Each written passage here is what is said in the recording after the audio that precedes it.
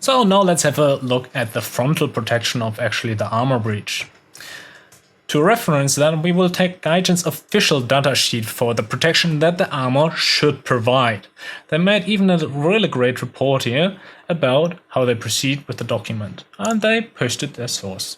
For example, for all the Russian tanks, we have, for example, the T-90A with explosive reactive armor, and on the whole it's supposed to provide 650mm against M774 out of the 105mm round. So now we're looking at the T-90A, and let's see what armor it's providing.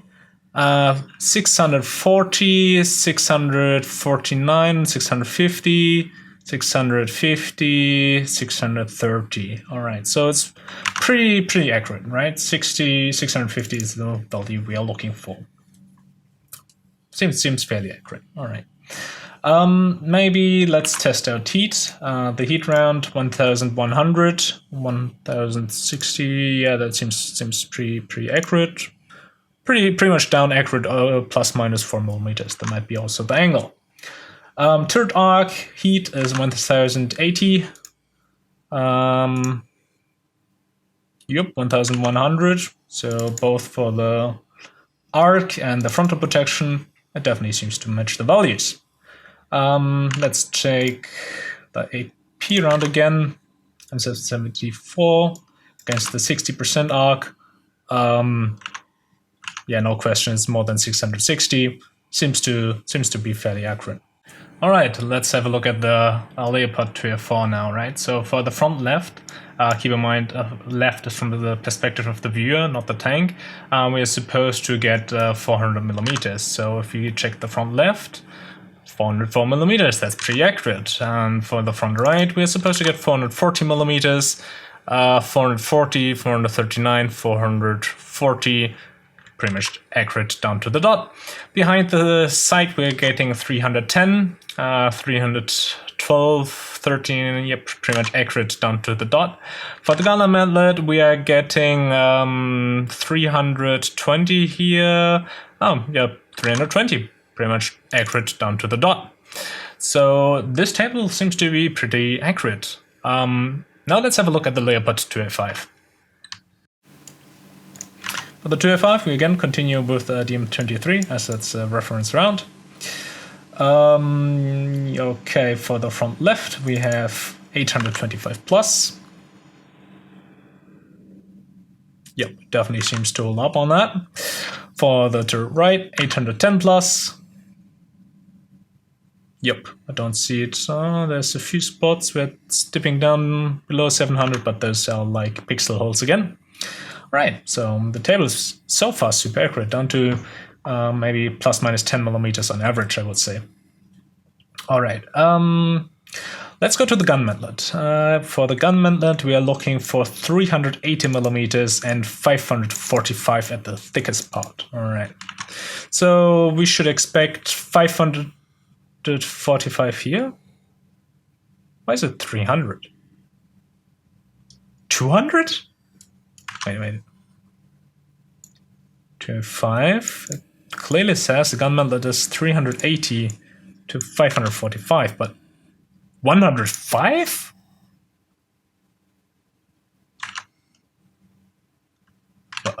Let's put it down to 380. So this round should never penetrate according to this round table. But it does so with these. Even at the thickest part, it just cut straight through.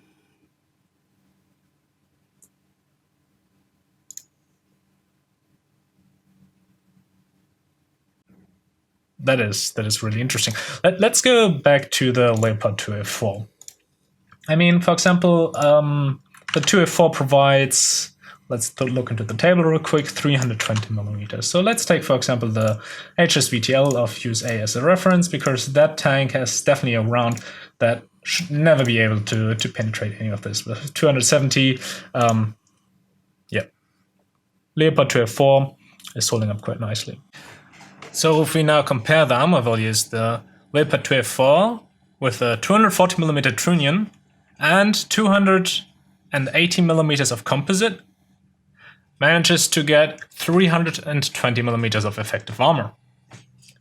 However, if we go to the 2A5, which uses the exact same 240mm trunnion, but now more than doubles the composite to 525mm, only manages 105mm of protection. And it is a much more modern composite. And it's much smaller and more dense. So honestly, I don't know how Gaijin is coming up with these numbers. I mean, even their official document is saying that this is wrong. So why is Gaijin refusing in bug reports and whatever to correct this issue? Is it a balance issue? And if it is a balance issue, why are they not saying it? And I don't see how it is a balancing issue, because top 2 Germany is kind of bad right now. I mean, Russia is obviously dominating, and Germany is, well, there, I guess. And so I don't understand that. And that is obviously not the only issue with the breach. If we compare it, for example, to Russian tanks, even if you penetrate the breach completely, there's no damage to the rest of the tank. Can completely penetrate to the front of the tank and only damage the breach. A similar shot on the Leopard series would essentially almost guarantee to one-shot kill the entire crew, even if you shoot left, right, above, or below it. Here, I will show you some clips where I penetrate the Russian tank and it literally does no damage.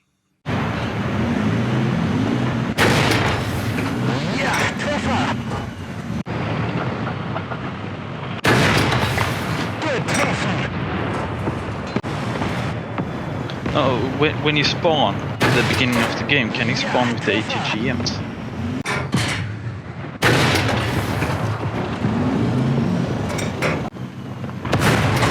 Fertig machen!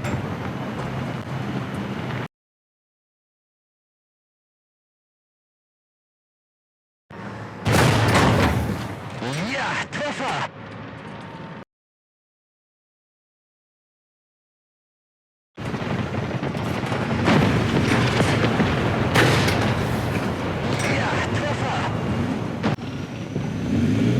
And this is not the exception.